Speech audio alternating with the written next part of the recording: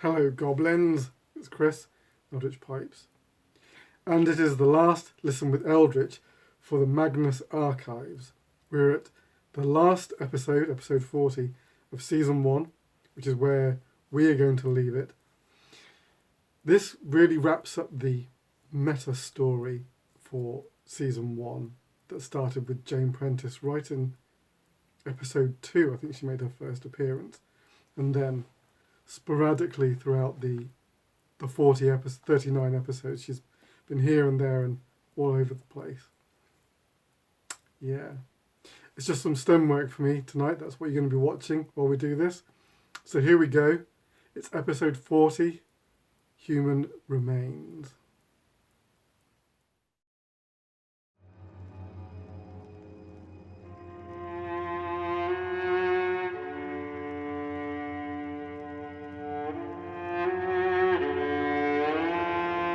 Rusty Quill presents The Magnus Archives.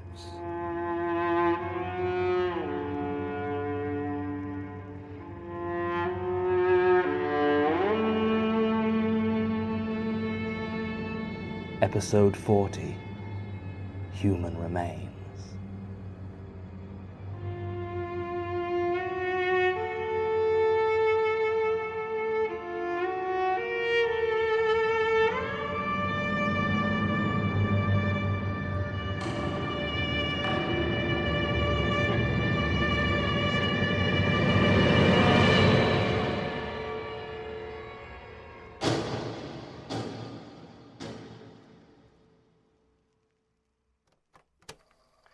Statement of, John, as your boss, I'm telling you to go home. I'm fine. Look, you look like a mummy. You need rest. Our friends in the hazmat suits gave me a clean bill of health, bloody holes notwithstanding. And they seemed quite keen to quarantine anyone showing even the slightest sign of infection. It's just pain. The paramedics said your lungs need fresh air. Tim's as well. It's fresh enough down here. A basement filled with 1,000 rotting worm carcasses. Surely we could do this in my office. No. I need to be here. Keep watch. I need to be sure. John, she's gone. I went with the ECDC people when they took her away. I watched her body burn. Jane Prentice is dead. You can relax. You know why I can't. When Martin found... That's a matter for the police. Fine. Fine. I'll go home as soon as I have everyone's statements. Very well. Statement of Elias Bouchard, head of the Magnus Institute, regarding the infestation by the entity formerly known as Jane Prentice. Statement recorded direct from subject 29th July 2016. Whenever you're ready. There isn't a lot to tell for my part. This afternoon, just after lunch, I was going over some budgets in my office as I normally do on a Tuesday when the fire alarm started going off. It was annoying, but not too worrying at first. I packed my work away and began to calmly head towards the evacuation point when Sasha came barreling through the door, babbling about worms and clutching a tape recorder. I told her that whatever was wrong should wait until we were out of the building, as there may be a fire. She told me she had set off the fire alarm to get everyone out, and that you and Martin and Tim were currently trapped by Jane Prentice. Obviously, this got my attention, and I suggested she turn the tape recorder on, largely so this sort of debrief wouldn't be necessary. Did you not get the tapes? No, there was some sort of problem. Sasha told me the tape was lost. Well, I explained to her about the recently installed fire suppression system and said that, as there was no actual fire, we'd need to activate it manually. We hurried down and it was clear everyone else had already evacuated. We had reached the ground floor when... well... I know I have often seemed dismissive of your concerns before, and in fact I was getting ready to raise the issue of Martin's continuing to live in the Institute's basement, especially as I believe he's been stealing fire extinguishers. But honestly, I didn't fully appreciate what you've been talking about until I turned that corner and we saw what I can only describe as a tidal wave of filth rushing towards us. I feel somewhat ashamed to admit I didn't really pay any attention to Sasha as I ran and must have lost her at some point. We became separated. I composed myself and decided on a more roundabout route to the boiler room. Luckily, it seemed the things were mainly concentrated in that one mass, leaving the other corridors largely vacant. It took me 10 minutes, maybe 15, but I made it with only one close call. The sight of rows and rows of huge red CO2 canisters was certainly something of a comfort. I do apologize that it took me quite so long to figure out how to actually work the system. If I'd been quicker... It's fine. We're alive. Yes, well... I turned on the fire suppression system, and that's when I heard the scream. I can't really describe it, but... Well, I'm sure I don't need to. You were a lot closer to it than I was. The last thing I remember before blacking out. Tens of thousands of things without mouths screaming as one. Yes. Horrible sound. Anyway, I called the fire department, ambulance, and a contact at the ECDC who had previously been involved in the Prentice investigation. Once I was sure most of the gas would have dissipated, I headed down to the archives to see what had happened. Sasha was already there, but you and Tim were in bad shape. It looked like a few dozen worms had been going into each of you when the carbon dioxide killed them. It was bloody suicide. Yes. Thank you. I remember everything from when the ambulance arrived. Quarantine, bandaging, etc. When did Martin get back? It was about an hour after they'd taken you and Tim away. They were prepping Prentice's corpse for disposal when Martin burst out of that trapdoor you found, screaming that he'd found a body. So we called the police. Tell me what happened to Gertrude Robinson. John, how many times do we need to go over this? We've never got it on tape. You can barely stand. Just why don't we do this tomorrow? Fine. On the 15th of March last year, I had a query about a statement one of our researchers was after and went down to the archives. Gertrude wasn't there, but her desk was covered in blood. I called the police and there was a huge search, but there was no sign of Gertrude, alive or dead. She didn't have any assistants, so there were no witnesses, and no one saw or heard anything. The police tested the blood and confirmed the DNA matched to Gertrude, though I don't know why they had her on file. They judged there to be almost a gallon of blood spilled, far more than the human body can lose and survive, so I assumed she was dead and left the investigation to the police for all that good it did me. And I appointed another archivist. Martin finding her body in the tunnels is as much a mystery to me as it is to you. Right. Right. Thank you, Elias. Statement ends. Can you send him, Tim? Do you need much? I'd really like to go home. I sympathise. It won't take more than a few minutes. I need the parts that weren't on tape at the time. Sure. Just quarantine, you know. Not as much fun as it sounds. You were certainly in there longer than I was. Everything all right? Yeah. I just made some joke about itching and suddenly they were doing a whole bunch more tests. Well, itching is I know.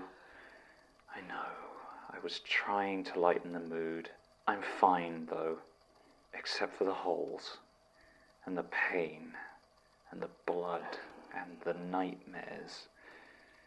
Could have been worse, though, eh? Another couple of minutes and... Yes. Yes, it was... Anyway. Statement of Timothy Stoker, archival assistant at the Magnus Institute regarding the infestation by the entity formerly known as Jane Prentice. Statement recorded direct from subject, 29th July, 2016. Just take it from when you got back from lunch. Well, I could tell something was wrong as soon as I got back. It was quiet. I mean, it's normally quiet, but it was dead quiet.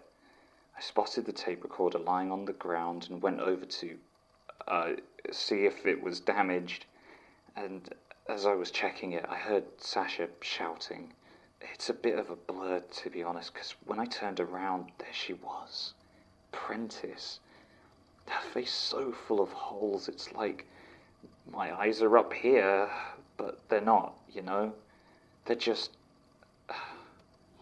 She tried to say something, but I don't know. I couldn't really understand her through all the... So, I could see the worms were coming through the floor, the walls everywhere, the whole "we're safe inside the archive" thing, not so much. I don't know what I was going to do. I think I was going to try and hit her, but that's when Sasha knocked me to the floor. It was a good move, actually.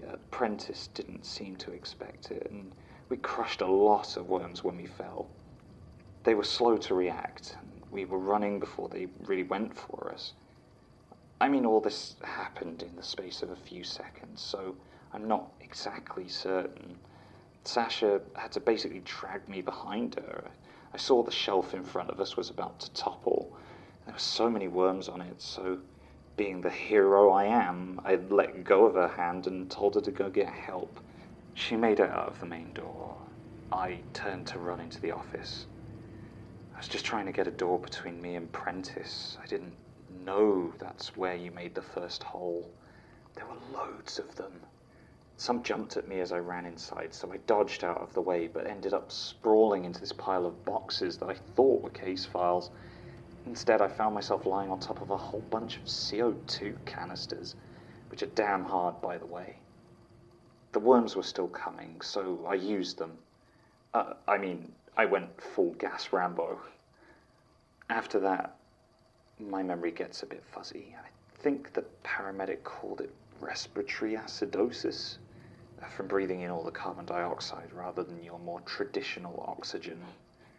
I remember finishing the first few extinguishers, killing the things, but they kept coming, so I grabbed a few more and saw the massive hole in the wall. There didn't seem much point in staying, so I went into the tunnels.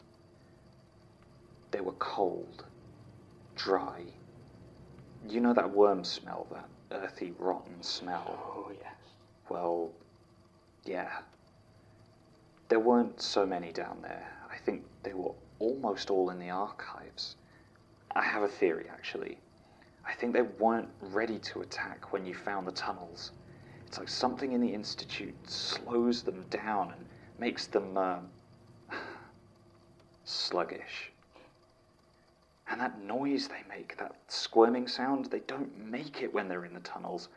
I don't know why. It was only when they came into the Institute, maybe the light or the aircon or something, I'm not sure, but I think it made them weaker, and they've been down there for months, breeding, building up their numbers until there were enough to properly bury us. Except you found that hidden passage, and they had to act. Maybe. Could you describe the tunnels? You were there. Humour me.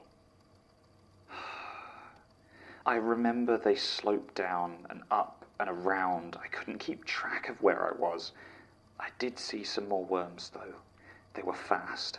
I only saw a couple, but it was still proper jump scare territory. I got them, though. It was really surreal. I only had my phone's torch, and it was hard to keep an eye out. I was so lightheaded. I wandered for, I don't know, maybe 10 minutes before I found a wall that seemed different. It looked like someone had just put some plasterboard over an entrance, and I could hear you and Martin on the other side. I broke through, and, well, you were there for the rest. Quite. You weren't there when Martin found the body, though, were you? No. I was quarantined, same as you. And you didn't see it in the tunnels when you were first exploring? No. I did see... maybe... What? No, it's just... I think I was still gassed and it was dark, but... I found a room. Go on. I didn't stay long, because it had a lot of worms in, and they weren't acting like the others. They were sort of wrapping around each other, like they were trying to form a thing, like a structure or something. A ring. I was probably still out of my skull and half hallucinated the whole thing, but it looked like they were trying to make a doorway. Doorway? Is it still there? No. I pumped 2 full extinguishers into that room. Nothing was getting out. Good. Good. Go home, Tim. Get some sleep. Yeah, sure. Statement of Sasha James, archival assistant at the Magnus Institute, regarding the invasion by the entity formerly known as Jane Prentice.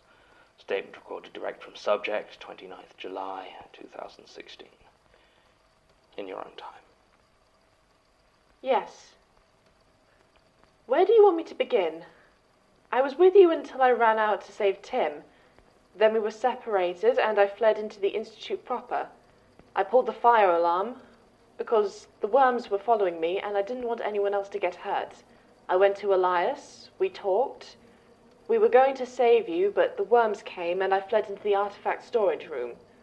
You know I hate the artifact storage room, so it must have been bad. You used to work there, didn't you? Yes. For 3 months. It was dreadful. I used to think that it was the most dangerous place in the Institute. Not anymore. Yes. Not anymore. It was safe enough. The worms didn't get in, and I stayed there until the fire system deployed. Then I ran out to get to a window. I saw the worms in the main institute. They shriveled and died. I don't think I'll ever forget that scream, though. I could hear Prentice screaming even from there. Well, it's thanks to you, to be honest. If you hadn't met that Michael thing... Yes. Michael. With the bones in his hands. We still don't know much about him, do we? No, not yet. Sorry, getting distracted. You got as far as Jane Prentice's death. Yes. I returned to the archives, and all the worms were dead. You and Tim were lying there, but you weren't moving. You just lay there. The dead worms still half inside you. The trapdoor was open next to you, and more were inside. I went over to check, and you were alive, so I pulled you back to where there was more air, and began to remove the worms. Are you all right? Sorry, just difficult to hear, you know. Yes, I understand. That was when Elias arrived with the fire brigade and the doctors and the hazmat people. They talked to me for a long time, and I did my best to explain the situation. They checked me for worm marks, but I was fine. They took you away, so I waited with Elias. He was looking at me strangely, but we were both quiet. It had been a very strange day. After an hour or so, we heard cries from the trapdoor. It was Martin. He was shouting about a body. We got him out, and Elias tried to get him to calm down and explain. He said he had found the body of the previous archivist, Gertrude Robinson. And that was when Elias called the police. I tried to calm him down, but he was in bad shape. The police arrived, and I gave them pretty much this same statement. Right. What about the tape? You had the tape recorder, the one I'd just recorded Mr. Romeo's statement on. But when you gave it back, it was empty. Yes. I dropped it a few times. The eject button must have been hit. I didn't notice until you pointed it out. It's probably around somewhere. Is it that important? It's important to me. Are you feeling all right? You seem a bit out of it. Yes. I am very tired. It's hard to keep track of things sometimes. Right. Go get some rest, Sasha. Yes, I will.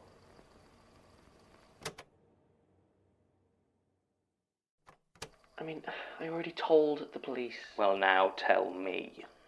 I need to hear it. I need to record it. All right. Are you okay? Fine.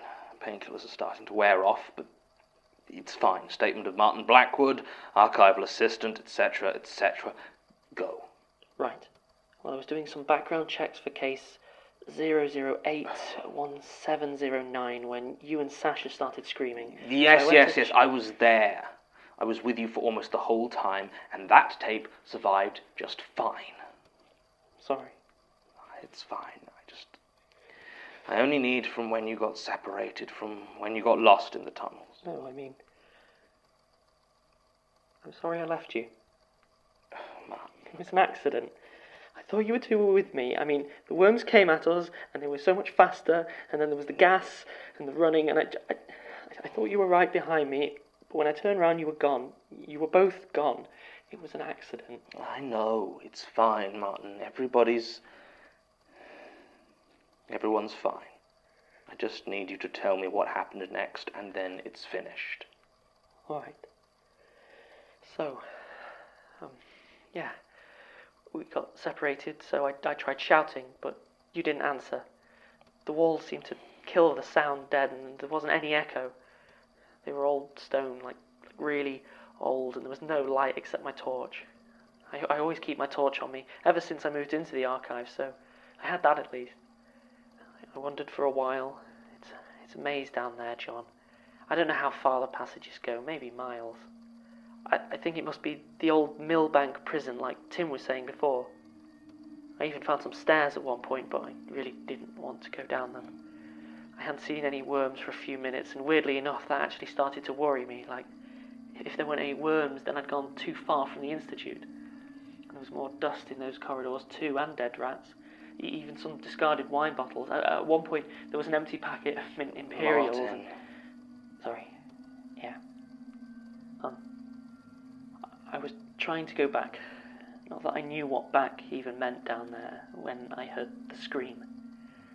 I don't even know how to go about describing it, but I thought, I hoped. Well, when I started to find the shriveled bodies of worms all over the place, I knew she was dead. So I wanted to get out of there. I was looking for a way up, but it felt more and more like I was trapped. Every turn just led me to another empty corridor. And when I finally found a door, I thought it might actually get out, but instead, it was a small room. Square. There was dust on everything. Cardboard boxes were piled around. They were full of old cassette tapes. That's where you found her? Yes. She was sat in a wooden chair in the middle of the room. No worms, no cobwebs, just an old corpse. Gertrude Robinson. She was slumped forward, but I could see her mouth hanging open. So I ran, and I found the trapdoor soon afterwards. Did you find the room again? I don't know. Maybe. The police certainly expect me to, although I get the feeling they're not too keen to explore the tunnels either. Martin. How did Gertrude Robinson die? I don't know. Not for sure. It was so dark, and I only saw the body for a few seconds. The police were quite clear that the cause of death could be absolutely anything. Martin, how did she die? She was shot. 3 times that I could see. 3 shots to the chest. Right. Right. Thank you, Martin. Sure.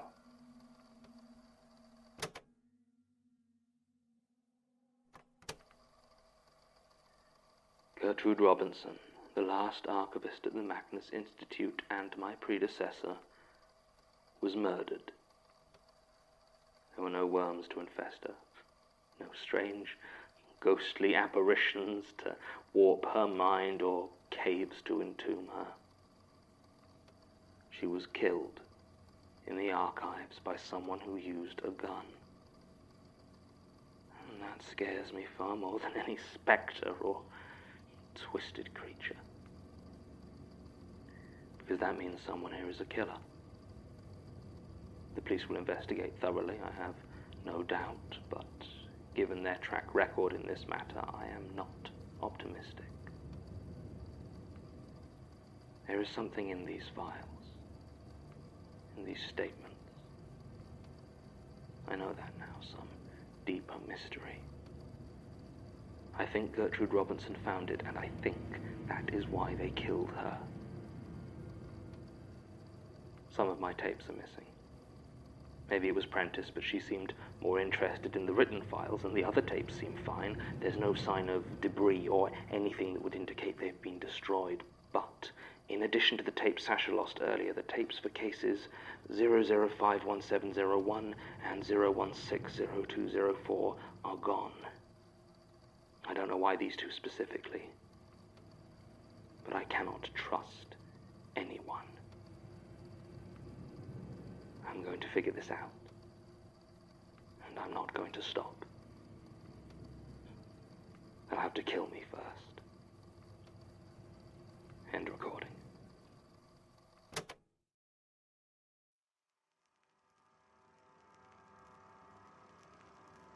The Magnus archives will return on Thursday, 1st of December 2016. Season 1 has featured Jonathan Sims as the Archivist, Alexander J. Newell as Martin Blackwood, Mike LeBeau as Tim Stoker, Lottie Broomhall as Sasha James, Ben Meredith as Elias Bouchard, Lydia Nicholas as Melanie King, Martin Corcoran as Dr. Lionel Elliott and Brecon, Stephen Violich as Hope, Katie Davison as Naomi Hearn, Hannah Brankin as Jane Prentice and Laura Popham, and Evelyn Hewitt as Not Sasha. The series was produced by Alexander J. Newell, Michael LeBeau, and Murray Porter. It was written by Jonathan Sims and directed by Alexander J. Newell. This podcast is distributed by Rusty Quill and licensed under a Creative Commons Attribution Non-Commercial Share-alike International License.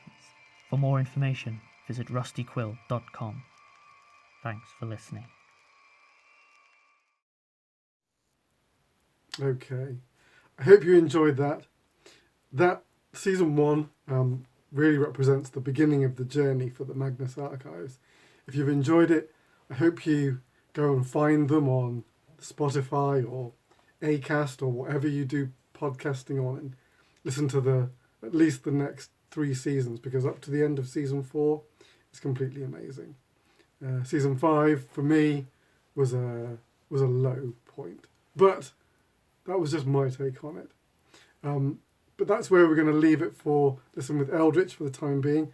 This series is going to take a break while I figure out what I want to do next. I'll be back, in any case, later with this week's pipes. So if I don't see you before, I'll see you then. Until next time, take it very easy. Your loyal pipe maker.